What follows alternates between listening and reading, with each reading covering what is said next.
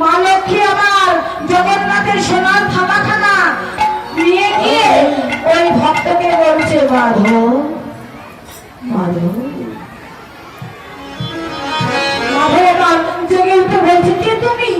বলছে আমি এক অভাগী মাধব, আমার যে ভক্ত সেবা দেওয়ার মতো কপাল হয়নি।